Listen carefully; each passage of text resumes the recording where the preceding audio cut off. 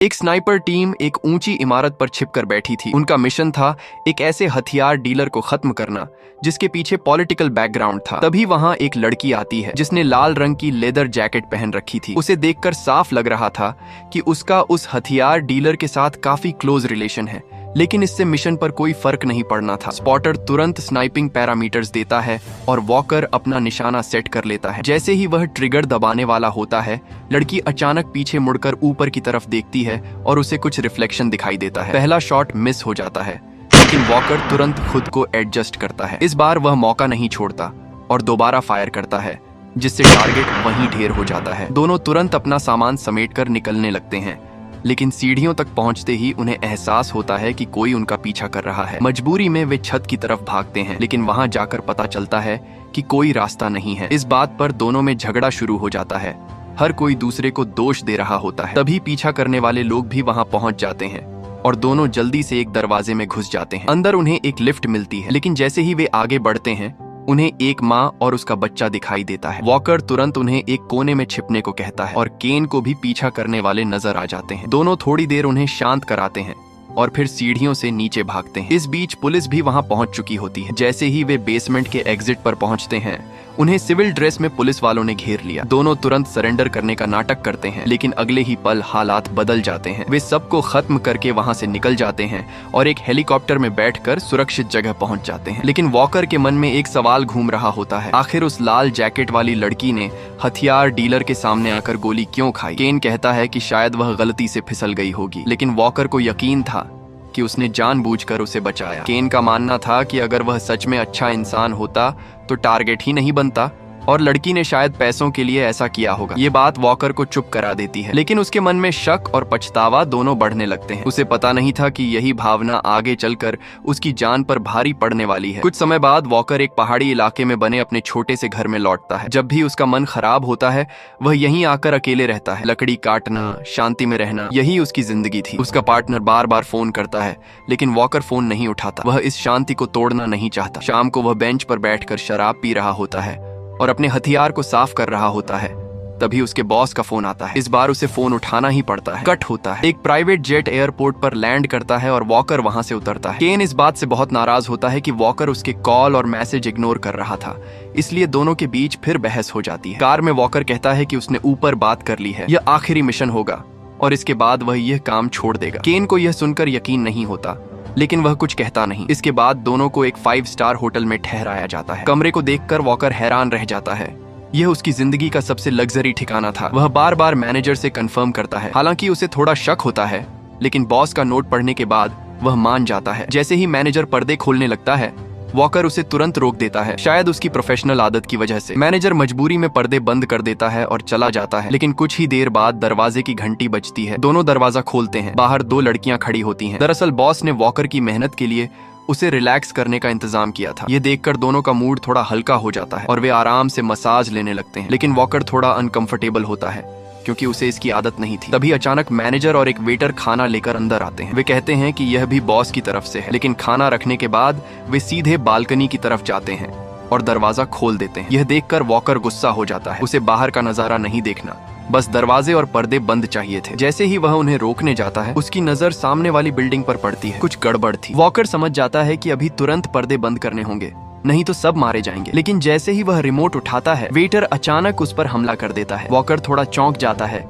लेकिन उसकी ट्रेनिंग उसे तुरंत जवाब देने पर मजबूर करती है। दोनों के बीच जबरदस्त फाइट शुरू हो जाती है। वेटर बहुत खतरनाक तरीके से लड़ रहा था। उसके मूव्स तेज और सटीक थे, लेकिन वॉकर भी पीछे हटने वाला नहीं था। दोनों जमीन पर लड़ रहे होते हैं। तभी सामने वाली बिल्डिंग से एक स्नाइपर गोली चलाता है और उस वेटर का सिर उड़ा देता है। अब असली खतरा शुरू हो चुका था। अब हालात पूरी तरह बेकाबू हो चुके थे। सामने वाली बिल्डिंग से स्नाइपर लगातार फायर कर रहा था और हर गोली सीधा मौत लेकर आ रही थी। वॉकर और केन दोनों अब पूरी तरह अलर्ट हो जाते हैं, लेकिन उनके पास ना तो हथियार थे और ना ही कोई कम्युनिकेशन डिवाइस, जैसे किसी जाल में फंसे हों। उसी वक्त दोनों लड़कियां बुरी तरह डर जाती हैं। उनमें से एक, लिली, तो लगभग टूट चुकी थी। वॉकर बार बार उसे शांत रहने को कहता है, जबकि दूसरी लड़की मोना उसे संभालने की कोशिश करती है। तभी मोना बताती है कि उसके पास एक फोन है जो सोफे के पास रखा है। हालांकि उसे लेना बहुत रिस्की था, लेकिन यही एक उम्मीद थी। वॉकर तुरंत प्लान बनाता है। जैसे ही केन ध्यान भटकाएगा, मोना मौका देखकर फोन उठा लेगी। केन अपनी बेल्ट निकालता है और बड़ी मुश्किल से बैग को अपनी तरफ खींच लेता है। आखिरकार वह फोन निकालने में कामयाब हो जाता है। फोन मिलते ही वह तुरंत बॉस को कॉल करता है और पूरी स्थिति बता देता है। बॉस कहता है कि वह तुरंत मदद भेज रहा है और उन्हें बस छिप कर रहना है। लेकिन वॉकर को यह सब कुछ अजीब लग रहा था। उसे समझ नहीं आ रहा था कि अचानक उन पर हमला क्यों हुआ। मोना भी परेशान थी क्योंकि उसकी एक 8 साल की बेटी थी और वह ऐसे अजीब हालात में मरना नहीं चाहती थी। तभी वॉकर की नजर एक आईने पर पड़ती है। वह उसे यूज करके सामने वाले स्नाइपर की लोकेशन पता लगाने की कोशिश करता है। लेकिन तभी अचानक वह होटल मैनेजर, जिसे वे पहले मार चुके थे, फिर से उठ खड़ा होता है। केन तुरंत एक लैंप फेंककर उसका ध्यान भटकाता है और उसे जोरदार टक्कर मारकर बेडरूम में घुसा देता है। दोनों के बीच खतरनाक लड़ाई शुरू हो जाती है। मैनेजर घायल होने के बावजूद बहुत ताकतवर था। आखिरकार केन खुद को बचाकर बाहर आता है और तभी एक गोली आकर सीधे उसके पेट में लगती है। केन जमीन पर गिर जाता है। यह देखकर वॉकर गुस्से से पागल हो जाता है, लेकिन मोना बताती है कि केन अभी जिंदा है। वॉकर को थोड़ी उम्मीद मिलती है, लेकिन हालात अब भी बहुत खराब थे। अगर जल्दी इलाज नहीं मिला तो केन खून बहने से मर जाएगा। तभी फोन फिर बजता है। बॉस का कॉल था। वॉकर उसे केन की हालत बताता है और डॉक्टर भेजने को कहता है, लेकिन बॉस कहता है कि पहले वह स्नाइपर को खत्म करवा रहा है। कुछ देर बाद वॉकर बाहर देखता है। सामने गोलियों की चमक दिखती है। उसे लगता है कि अब सब ठीक हो जाएगा, लेकिन जैसे ही वह थोड़ा बाहर झांकता है, उसे पता चलता है कि स्नाइपर अभी भी जिंदा है। यहीं से सच्चाई सामने आती है। ये सब कुछ एक साजिश थी। बॉस ने ही उन्हें मरवाने के लिए यह जाल बिछाया था, क्योंकि वॉकर रिटायर होने वाला था और कंपनी को शक था कि वह कहीं और ज्वाइन कर सकता है। और क्योंकि वह उनका सबसे बेस्ट स्नाइपर था, वे उसे जिंदा छोड़कर रिस्क नहीं लेना चाहते थे। सामने वाली बिल्डिंग के स्नाइपर उनके रिप्लेसमेंट थे। यह सुनकर वॉकर अंदर से टूट जाता है। जिस कंपनी के लिए उसने अपनी जान लगाई, वही उसे खत्म करना चाहती थी। गुस्से में वह मदद के लिए कॉल करने की कोशिश करता है, लेकिन बॉस बताता है कि पूरी बिल्डिंग का नेटवर्क उनके कंट्रोल में है। मतलब अब बचने का कोई रास्ता नहीं था। तभी एक गोली लिली को लगती है। मोना उसे बचाने के लिए भागती है, लेकिन वॉकर उसे रोक देता है, क्योंकि वह जानता था कि बाहर निकलते ही वह भी मारी जाएगी। फिर एक और गोली लिली को लगती है। यह देखकर वॉकर फैसला करता है वह खुद बाहर जाकर स्नाइपर का ध्यान भटकाएगा, ताकि मोना लिली को सुरक्षित जगह खींच सके। वॉकर दौड़ता है, रोल करता है और रिमोट उठा लेता है। मोना लिली को खींच कर ले जाती है, लेकिन तब तक बहुत देर हो चुकी होती है। लिली मर चुकी थी। वॉकर पर्दे बंद करने की कोशिश करता है, लेकिन सिस्टम पहले ही डैमेज हो चुका था। अब हालात और भी खराब हो जाते हैं। लिली की मौत से मोना टूट जाती है। अब उनके पास सिर्फ एक ही उम्मीद थी, वॉकर की स्नाइपर राइफल, जो एक केस में रखी थी। तभी अचानक लिफ्ट खुलती है और उसमें से कई हथियारबंद किलर्स बाहर आते हैं। वॉकर तुरंत मौका देखकर अपनी राइफल जोड़ता है और फायरिंग शुरू कर देता है। कमरा युद्ध का मैदान बन जाता है। वॉकर एक के बाद एक दुश्मनों को खत्म करता जाता है, लेकिन इसी बीच मोना पकड़ी जाती है। उसे बचाने के लिए वॉकर को अपनी बंदूक छोड़नी पड़ती है। कुछ समय के लिए खतरा टल जाता है। मोना वॉकर को धन्यवाद देती है, लेकिन वॉकर कहता है कि वह ऐसा इसलिए कर रहा है क्योंकि वह पहले एक सैनिक था और आम लोगों को बचाना उसकी आदत बन चुकी है। वह बताता है कि उसने इराक और अफगानिस्तान की लड़ाई में हिस्सा लिया था, फिर आर्मी छोड़ने के बाद मजबूरी में इस गंदी दुनिया में आ गया। मोना उसकी बात समझने लगती है। फिर वह अपनी बेटी की फोटो निकालती है और कहती है कि शायद वह यहाँ से जिंदा नहीं बचेगी, इसलिए अगर वॉकर बच गया तो उसकी बेटी का ख्याल रखे। वॉकर उसे भरोसा दिलाता है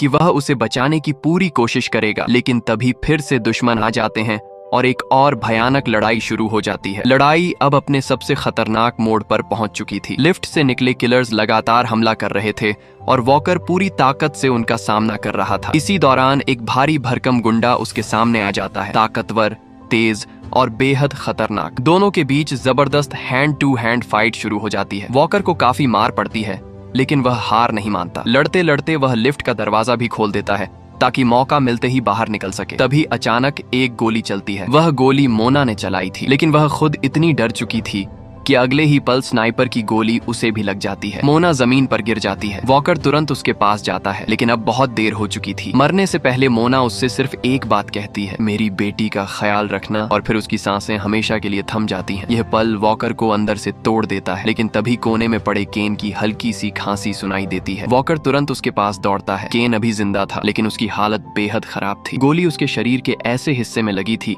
कि उसके नीचे का हिस्सा काम करना बंद कर चुका था। वॉकर उसे घसीटकर बेडरूम में ले जाता है। केन उसे बताता है कि ये बेड शीट्स उसके काम आ सकती हैं, इनसे वह नीचे उतर सकता है। वॉकर को यह बात मजाक लगती है, लेकिन तभी अचानक खिड़की के बाहर एक आर्म्ड ड्रोन दिखाई देता है। ड्रोन तुरंत उन पर फायरिंग शुरू कर देता है। वॉकर अपनी राइफल उठाकर निशाना लगाता है, लेकिन इससे पहले कि वह गोली चला पाए एक रॉकेट सीधे उसकी तरफ आता है। किसी तरह वह खुद को बचाता है और फिर मौका देखकर ड्रोन को उड़ा देता है। ड्रोन खत्म हो जाता है, लेकिन जब वह वापस केन के पास जाता है तो देखता है कि केन अब नहीं रहा। उसने अपनी आखिरी सांस ले ली थी। उसके पास ही कुछ सामान रखा था जो वॉकर के भागने के लिए तैयार किया गया था। यह देखकर वॉकर भावुक हो जाता है, लेकिन उसके पास रुकने का वक्त नहीं था। और भी किलर्स उनकी तरफ बढ़ रहे थे। अब उसके पास सिर्फ एक ही रास्ता था, भागना या मरना। वॉकर बेडशीट्स को बांधकर एक लंबी रस्सी बनाता है और बिना सोचे समझे 100 मीटर ऊंची बिल्डिंग से छलांग लगा देता है। नीचे एक कचरे से भरा ट्रक खड़ा था, वह उसी में गिरता है और चमत्कारिक तरीके से बच जाता है। सीन कट होता है एयरपोर्ट। वॉकर का बॉस आराम से फोन पर बात कर रहा होता है। पास में एक छोटी लड़की खेल रही होती है, वही मोना की बेटी। लड़की चुपचाप एक मेंटेनेंस का बोर्ड उठाकर वॉशरूम के बाहर रख देती है। बॉस को कुछ भी शक नहीं होता। वह फोन पर बात करते हुए वॉशरूम में चला जाता है। अंदर जाते ही एक सफाई कर्मचारी अंदर आता है। कुछ ही सेकंड बाद वह सफाई कर्मचारी बाहर निकलता है और उसके साथ वह छोटी लड़की भी होती है। वह सफाई कर्मचारी कोई और नहीं, वॉकर होता है। उसने बॉस को खत्म कर दिया था। अब वह उस लड़की को लेकर वहां से चला जाता है, एक ऐसी जगह जहां कोई उन्हें पहचान न सके, जहां वह नई जिंदगी शुरू कर सके।